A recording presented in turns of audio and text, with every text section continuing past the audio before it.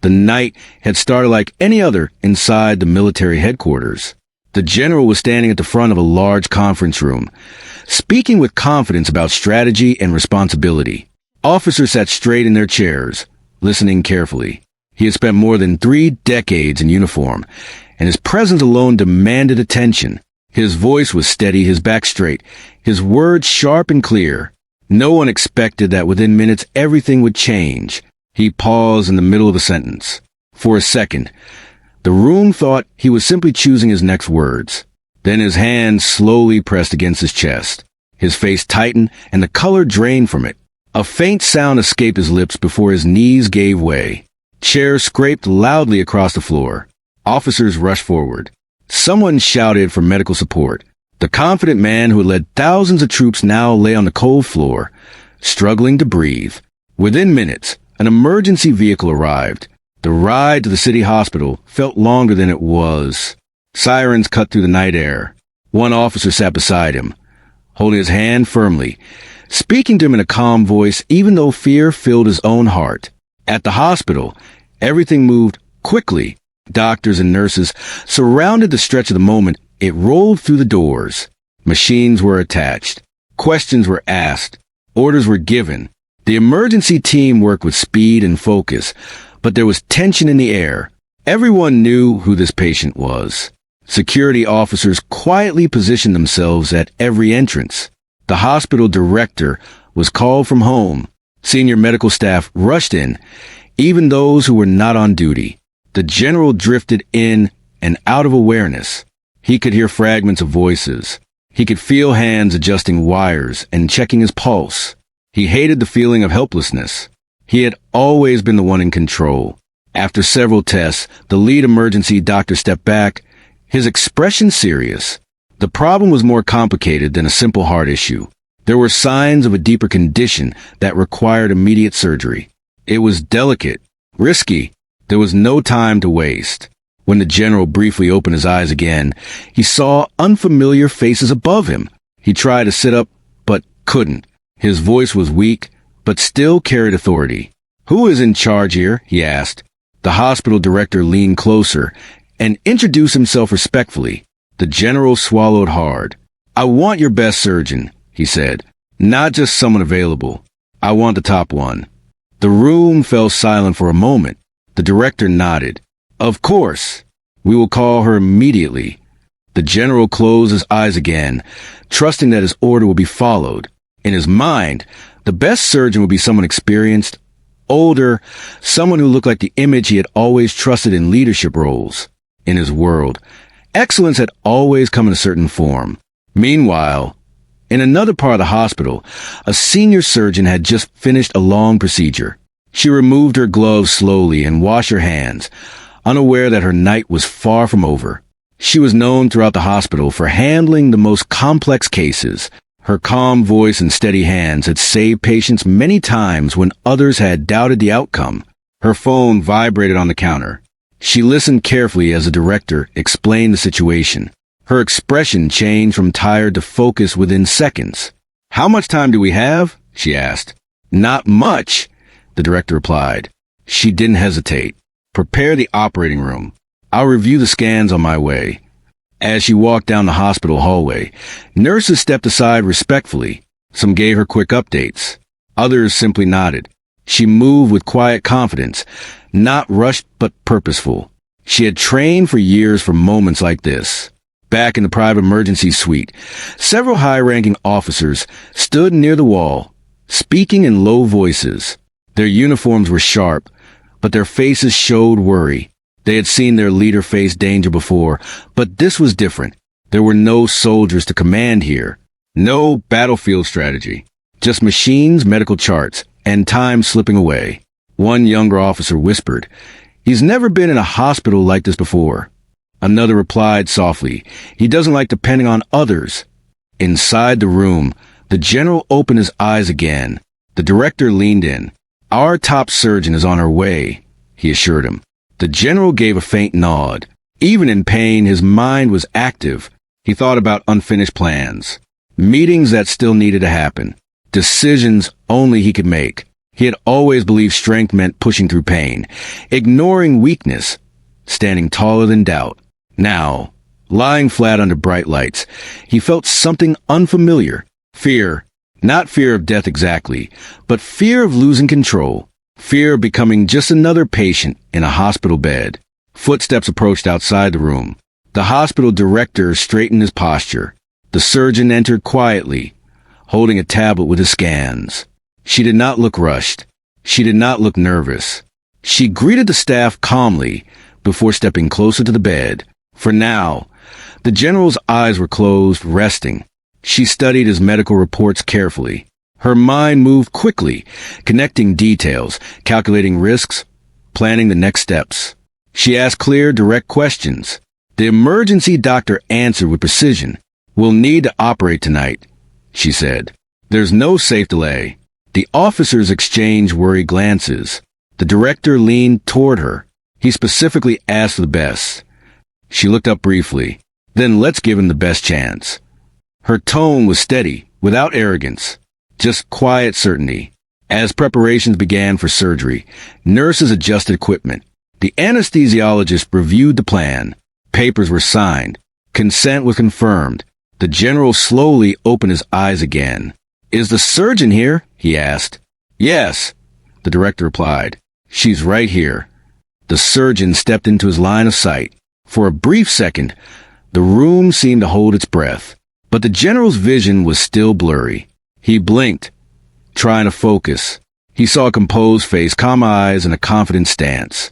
Not what he had expected, though he couldn't yet fully understand why. "You're the top surgeon?" he asked quietly. "Yes," she answered. There was no long speech, no dramatic introduction, just a simple statement of fact. He studied her for a moment, then nodded slightly. "Do what you must." She gave a small, reassuring nod in return. "We will take care of you."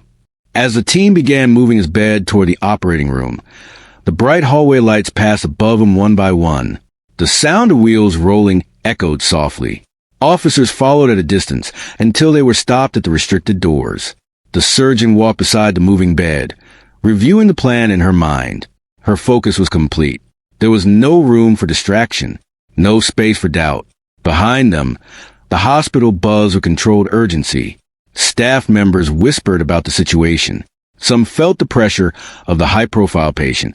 Others simply concentrated on their tasks. Inside the operating room, everything was ready. The general took one last look at the ceiling before the anesthesia began to take effect. His breathing slowed. The room faded from sight. And as the doors closed behind him, the night that had begun with authority and certainty had turned into something entirely different. For the first time in many years, his life rested fully in someone else's hands. While the general was being prepared for surgery, the surgeon stepped aside for a brief moment to review his full history in detail. The scans were serious, but what caught her attention was not only the medical data. It was his name. She had seen it many times before in newspapers, official briefings, and military events. It was a name that carried weight. A name that once echoed to the halls of a military base where she had spent part of her childhood. She stood still for a second, letting an old memory rise quietly to the surface. Years ago, she had been a thin, curious teenager walking to the small base hospital where her father worked as a technician. She used to sit in a corner after school, watching doctors move from one room to another. She admired how they spoke calmly to worried families. She loved how they focused on solutions instead of fear. That was where her dream began. Her father had always encouraged her to study hard. He believed that education was a door that no one could close. But life on a military base was strict. Rank mattered. Image mattered. Expectations were clear. One afternoon, during a base event, she had gathered enough courage to speak about her dream of becoming a surgeon.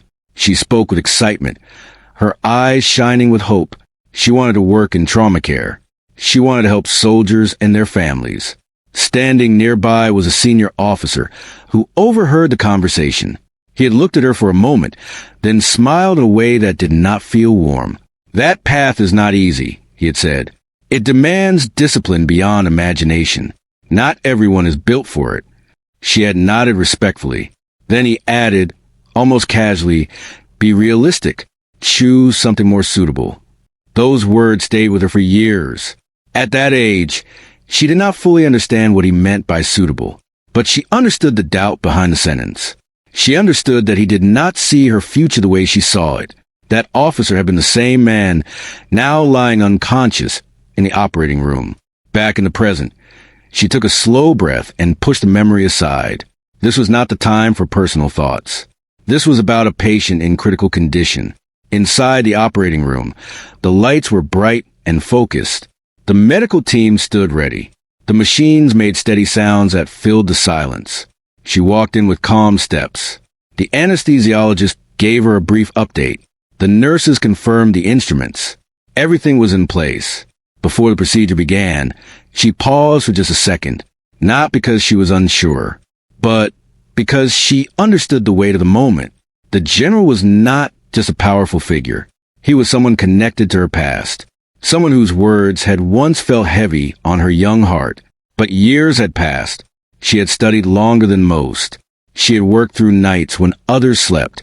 She had faced professors who questioned her choices.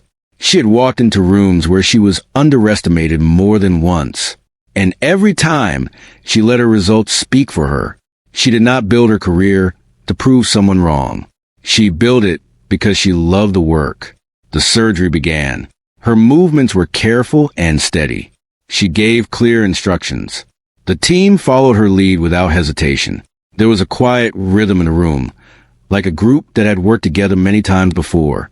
Outside the operating room, the waiting area felt heavy.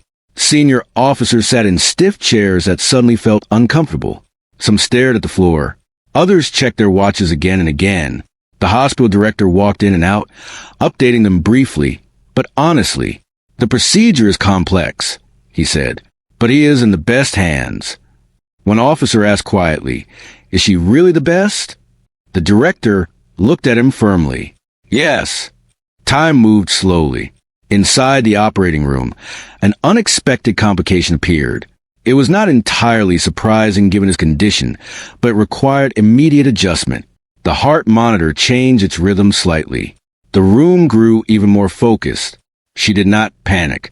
She adjusted her approach, spoke clearly to the anesthesiologist, and made a precise decision that stabilized the situation. Years of experience showed in the smallest movements of her hands. One of the younger nurses later said she had never seen someone remain that calm under pressure. The surgery continued. During a short pause while waiting for a response on the monitors, her mind briefly drifted again to the past. She remembered going home that day after hearing those discouraging words. She had sat quietly at the dinner table. Her father noticed her silence and asked what was wrong. When she told him, he did not look angry. He did not look surprised either. He simply said, "People speak from what they believe, but your future is not limited by their belief. It is shaped by your effort." That sentence became her anchor. Whenever someone questioned her ability, she remembered her father's steady voice. Back in the operating room, the most delicate part of the surgery approached. Every movement had to be exact. The team watched her closely. She gave a final instruction, then completed the critical step. The monitor steadied. A quiet wave of relief passed through the room, but no one celebrated yet. There was still work to do. Hours passed. Finally, she stepped back slightly and looked at the readings again. The main danger had been addressed. The general was stable for now. "We'll move him to recovery," she said calmly. The team nodded. As they carefully transferred him out of the operating room, she removed her gloves and washed her hands slowly. The tension of the night rested briefly on her shoulders, but she did not show it. Outside, the hospital director approached her immediately. "How did it go?" he asked. "The surgery was successful," she replied. "But the next 24 hours are important. We need to monitor him closely." The officers were informed. Relief spread across their faces, but worry remained. Recovery was not guaranteed. She walked toward the recovery unit to check on him personally. As she stood beside his bed, he remained unconscious, connected to machines that supported his body while it healed. She looked at him not as a general, not as a past memory, but as a human being. Time changes everyone. The powerful officer who once stood tall in polished boots now lay still under hospital lights. Rank meant nothing here. Only life mattered. She adjusted the settings slightly and spoke softly to the nurse on duty. "Call me if there is any change, no matter how small," she said. The nurse nodded. Before leaving the room, she paused for a second longer, not out of resentment, not out of pride, but out of understanding. Life has a strange way of bringing people back into each other's paths. The words he once spoke had not broken her. They had strengthened her. They had pushed her to work harder, study longer, and trust herself more deeply. Now, without knowing it, he had placed his life in the hands of the very person he once doubted. She turned and walked down the hallway, already preparing for the next case, waiting on her schedule. The night was far from over. In the quiet recovery room, the machines continued their steady rhythm. And for the first time in many years, the general's fate rested not in command orders or battlefield plans, but in patience, healing, and the skill of someone who had quietly risen beyond every doubt placed before her. The general slowly opened his eyes in the recovery room. The bright lights made him wince. He felt weak, the strength he always carried in his body now barely there. The monitors beeped steadily, each sound a reminder that he was still alive. The machines were keeping him steady, giving him the support his body could not yet provide on its own. He tried to sit up, but felt a weight pressing him down. A nurse gently pressed on his shoulder and whispered, "Just relax. You've been through a long procedure." He looked around, trying to focus. The room was quiet, the softened machines filling the space. Then he saw her. The surgeon was standing near his bedside, reviewing notes on a clipboard. She was calm, focused, and completely in control of the situation. For a moment, recognition flashed across his face. Something deep inside stirred, a memory from many years ago. He remembered a young girl, confident despite her small size, who had once dreamed of doing impossible things. He had dismissed her then, telling her she should choose something easier, something more suitable. He had underestimated her. Now she stood before him, not as a child, but as the very person he had once doubted. The realization hit him silently. He could feel the irony of the moment, but it did not bring shame. It brought understanding. This woman had worked quietly, learned relentlessly, and now she had the power to save his life. She looked up from her notes and caught his gaze. He expected to see arrogance or a sense of triumph in her eyes. He saw neither. There was only professionalism, calm, and determination. She gave him a slight nod and said softly, "You're stable for now. We'll monitor you closely." Her voice was steady, carrying no judgment, no reminder of the past. Just facts, just assurance. He wanted to speak, to say something about the years, about the memory of her as a young girl. But he felt too weak, too vulnerable. He could only manage a soft, strained sound that seemed like an attempt at words. She stepped closer, adjusting his blanket, and explained, "The surgery was complex. There were moments of risk, but everything is under control now. Rest is critical. Your body needs time." He nodded slightly, acknowledging her words. He felt a strange mixture of respect, humility, and a quiet gratitude that he had not experienced often in his life. As a general, he had been in command, always making decisions that affected thousands. Rarely had he been in a position where he could only rely on someone else's skill, someone he had once underestimated. She continued reviewing his charts, noting down small adjustments, checking vitals, and coordinating with the nurses. Every movement she made was precise. Every instruction she gave was clear. She did not rush. She did not hesitate. Her confidence came from knowledge and experience, not from force or authority. As he lay there, he remembered his past, the strict military base, the expectations, the moments when he had judged people by appearances and ranks. How often had he thought leadership came from commanding, controlling, and making decisions visible to all? How often had he failed to see quiet strength, persistence, and dedication in those around him? This moment, lying in a hospital bed, brought clarity. He had placed his life in hands he had once not noticed, and she had not faltered, not once. The surgeon moved around the room, checking each monitor and equipment, her presence commanding attention without the need for words. The nurses followed her lead effortlessly. It was evident that her reputation as the top surgeon was earned, not given. She paused near the window for a second, taking a deep breath before returning to his bedside. She could feel the weight of responsibility, but she did not let it cloud her focus. Saving lives was not about emotion. It was about preparation, knowledge, and action. The general's mind wandered. He remembered visiting the hospital as a young officer, seeing doctors rush to save soldiers on the battlefield or in training accidents. He had always been impressed, but never fully understood the depth of their work. He had thought courage meant facing danger directly. He had not yet understood that courage also meant patience, skill, and the ability to stay calm under immense pressure. Now he understood. The nurse stepped forward to adjust the foreline. The general noticed the way she worked seamlessly with the surgeon, as if anticipating her next move. He realized how many layers of effort went into every operation he had taken for granted.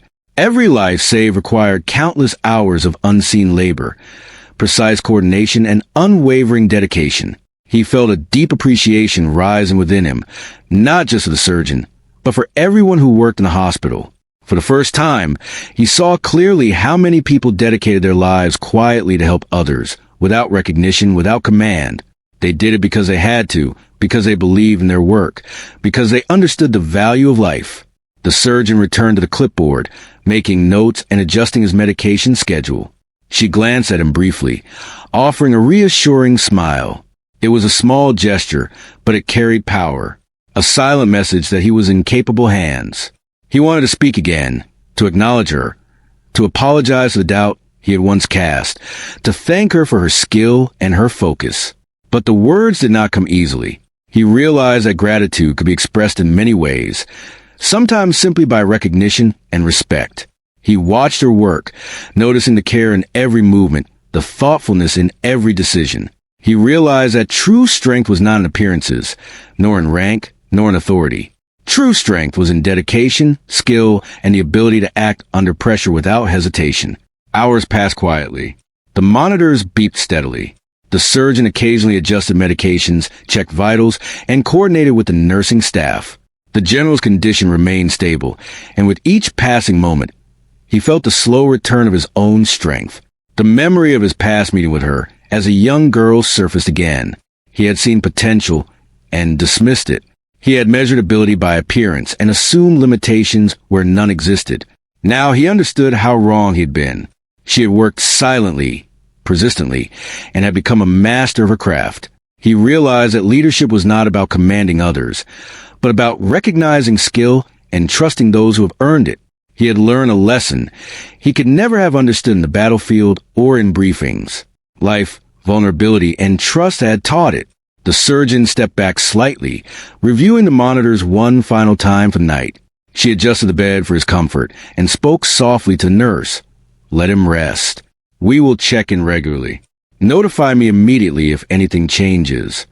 The nurse nodded and stayed close, monitoring him quietly. The general lay back, feeling the weight of the night, the surgery, and the realization of his dependence on her skill. He had always relied on strategy, command, and authority. Now he relied on someone whose hands were steady, whose mind was sharp, whose focus was unshakable. A quiet respect formed in him, deeper than it ever felt for any soldier, officer, or subordinate. He realized that the surgeon's strength was not in words, not in appearance, not in authority, but in quiet competence, in relentless dedication, in the ability to act decisively when it mattered most. He thought of the young girl she had once been. He thought of the dismissive words he had spoken, and now he saw clearly the irony and the truth. She had grown beyond what he could have imagined, and his life depended on that growth. He closed his eyes slowly, letting the relief of survival mix with the humility of understanding. The world outside his hospital room continued its noise, its demands, its routines. But inside, in this quiet moment, a profound shift had occurred. He had learned to recognize true skill, to trust it, to respect it. And he had learned that life often brings lessons in the most unexpected ways. The surgeon walked toward the door, quietly leaving the room, her presence still lingering in the general's mind. He felt a strange comfort knowing she was overseeing his recovery, guiding each step carefully. Her dedication was now intertwined with his survival, a fact he could not ignore. As the night passed, He reflected on the changes within himself. The lessons were clear. Humility, trust, respect, and recognition of talent were as crucial as any command he had ever given. And the most important lesson was this: strength is not always loud. Sometimes it is quiet, steady, and deeply skilled. He drifted into a deep, restful sleep for the first time since the surgery, knowing that he was in capable hands. The surgeon had not only saved his life, but had shown him, silently and profoundly, the meaning of true strength and competence. The general's recovery began slowly. Each morning, he woke with a mix of relief and frustration. Relief because he had survived the operation.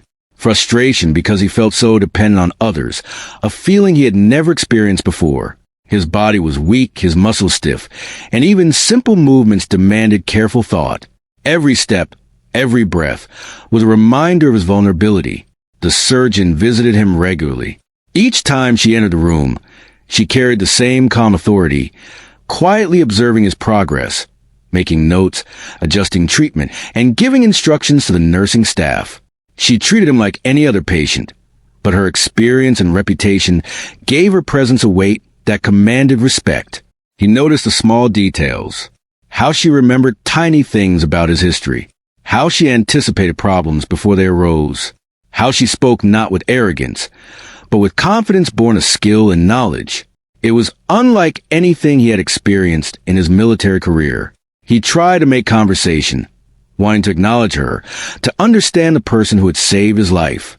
She answered politely, giving concise explanations, but never boasting, never emphasizing her past achievements. She was professional, focused on the patient in front of her, not the admiration of anyone in the room. One afternoon, the general's curiosity got the better of him. He asked about her background, her path to becoming the hospital's top surgeon. She spoke quietly, describing years of study, long nights in the hospital, difficult patients, and the constant pursuit of knowledge. She never mentioned accolades or recognition. Her story was one of dedication and persistence. He realized something profound. She had not arrived at this point because someone had noticed her potential. She had created her own path, quietly and tirelessly, proving herself not for recognition, but because she believed it was the right thing to do. He reflected on his own life, on how often he had judged others by appearances, by rank, by a momentary impression. He had underestimated people who quietly built skill and strength over years. During recovery, complications occasionally arose. One day, a monitor alerted the staff to an irregularity.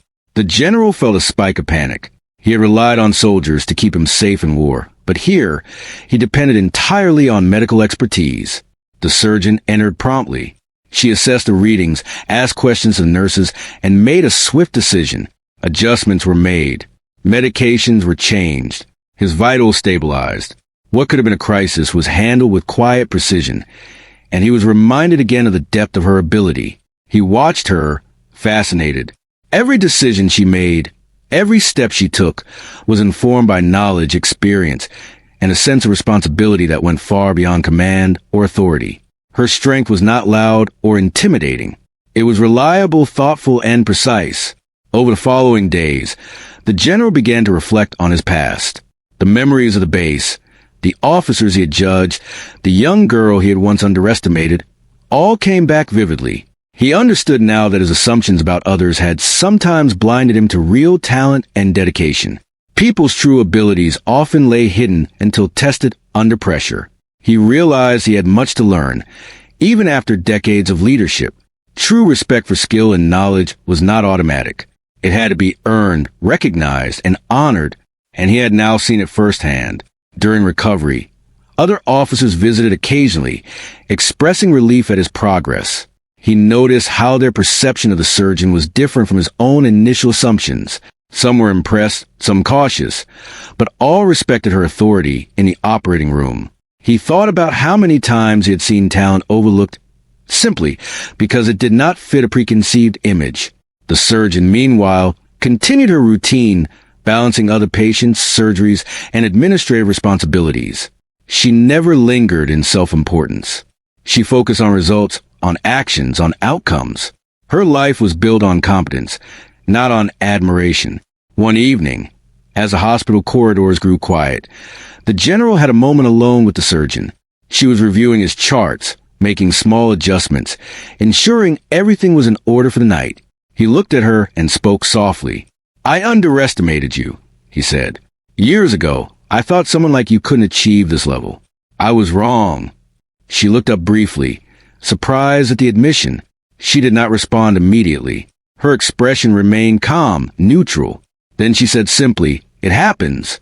What matters is what you do now." Her words struck him deeply. She did not dwell on the past.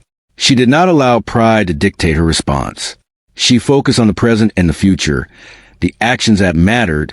He realized that leadership in any field required recognizing skill, trusting it, and supporting it. Command alone was not enough. Respect for those who quietly excelled was equally important. He had learned this lesson in the most personal way possible.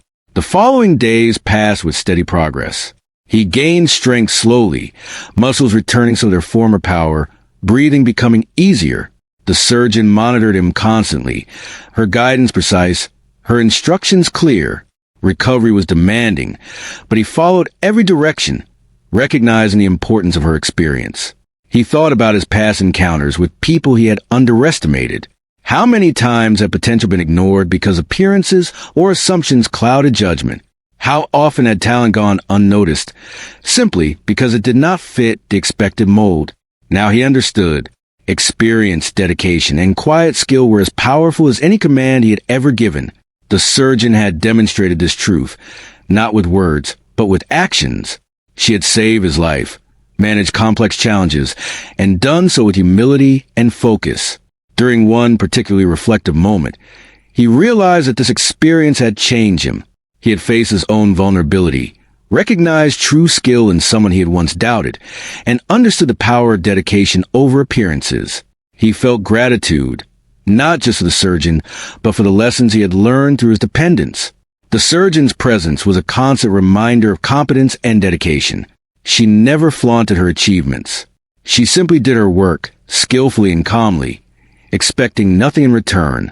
Her approach inspired respect and admiration, not through authority but through quiet strength. As he continued to regain his strength, the general knew that the experience would stay with him for the rest of his life. He had learned that power and authority were not the only measures of worth. True skill, dedication, and the ability to act under pressure were equally important. He had seen this firsthand and understood it fully. In the quiet moments of recovery, he reflected on the unexpected journey of trust, vulnerability, and recognition. He had been in command for decades, but this experience had humbled him in the most profound way. It had taught him that leadership required respect for those who work tirelessly, often unseen, to achieve excellence. He closed his eyes for a moment, feeling the slow return of strength in his body, the gradual healing of his mind, and the deep, quiet respect he now held for the surgeon who had saved him. The lessons of this experience were clear and enduring, shaping his understanding of skill, strength, and leadership in ways he had never imagined. Weeks passed since the surgery, and the general's recovery had progressed steadily. Each day, he regained a little more strength. The muscles in his arms and legs that had been weak were now responding better.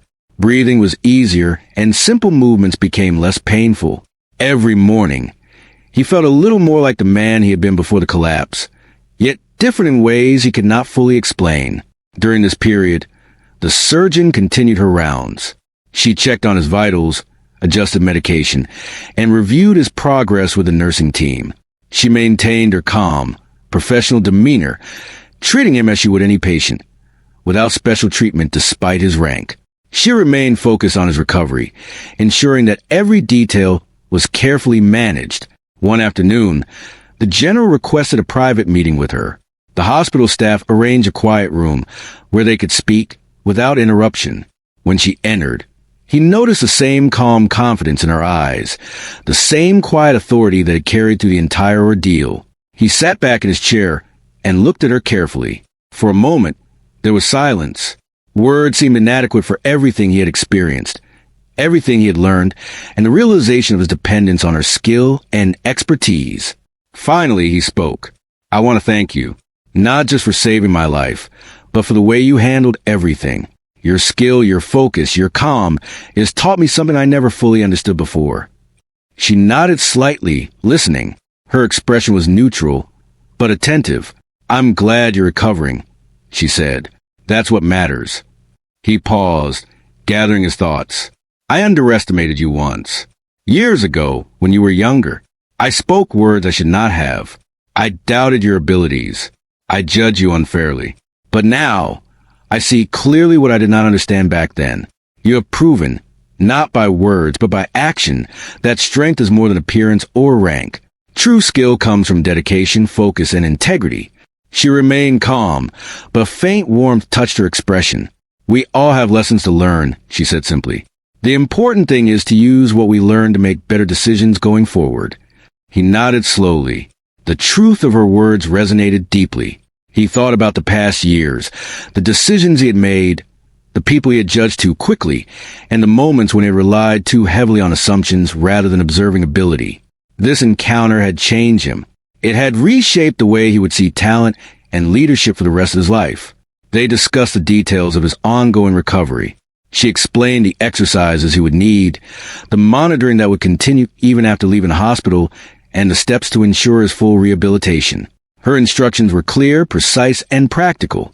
She emphasized the importance of patience, consistency, and attentiveness, highlighting that recovery was not just physical but mental as well.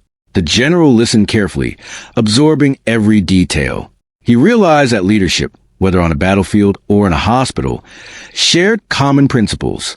Observation, respect for skill, trust in others, and attention to detail were essential. He had learned these principles in a new and profound way. After the discussion, he spoke again, this time more quietly. "You have changed how I see leadership and talent. I want you to know that your work here goes beyond saving lives.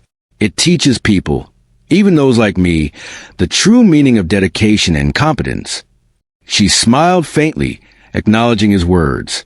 "I appreciate that, but the work continues. Every patient matters. That is what drives me." Over the next few days, the general's strength improved. He walked slowly with assistance, each step reminding him of his progress. He reflected on the lessons learned, the humility gained, and the respect he now held for people who quietly excelled in their fields.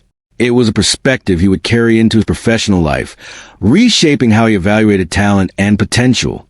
He also observed the surgeon with new eyes, not just as a person who would save him, but as an example of what relentless focus and dedication could achieve. Her quiet authority, her ability to act decisively under pressure, and her refusal to seek recognition for her accomplishments left a lasting impression on him. When the day came for him to leave the hospital, he felt a mixture of gratitude and introspection. He thanked the staff, acknowledging their efforts and professionalism. Then he turned to the surgeon. "Thank you for everything," he said. "Not only for your skill, but for showing me a perspective I never fully understood. I will carry it forward." She nodded, her expression calm but warm. "Take care of yourself. Continue the exercises, follow the plan, and be patient. Recovery is ongoing." He left the hospital with a new sense of understanding. The experience had humbled him, reshaped his perspective on leadership, and instilled a deep respect for those who quietly dedicate themselves to their work. The lessons he had learned from the surgeon would influence his decisions, interactions, and evaluations in ways he had not anticipated. Back at the military base, he began sharing his experience with colleagues, not to boast about surviving, but to emphasize the importance of recognizing talent, respecting skill, and trusting those who demonstrate dedication and expertise. He advocated for broader opportunities, mentoring, and recognition for people who excel quietly but powerfully, reshaping the culture around leadership and respect. The surgeon returned to her daily routine, continuing to care for patients, perform surgeries, and mentor younger doctors. She did not seek acknowledgement for her role in changing the general's perspective. Her satisfaction came from competence, results, and the quiet understanding that her work could inspire others in unexpected ways. The story of that hospital stay quietly spread to the base and hospital corridors, not as a tale of hierarchy or fame, but as a lesson in humility, trust, and recognition. It became a reminder that true leadership often involves recognizing excellence where it might not be immediately obvious, and that genuine strength is demonstrated through skill, patience, and unwavering dedication. For the general, the encounter remained a turning point. He would always remember the young girl he once underestimated, now a skilled surgeon whose calm authority had saved his life and reshaped his understanding of leadership. And for her, the experience reinforced the quiet power of dedication and focus, showing that skill and perseverance could leave a lasting impact beyond the operating room. In the end, it was not about rank, reputation, or past judgments. It was about the human capacity to grow, to act with integrity, and to recognize the quiet strength in others. Both of them had learned from the encounter, and the lessons would continue to influence their lives for years to come.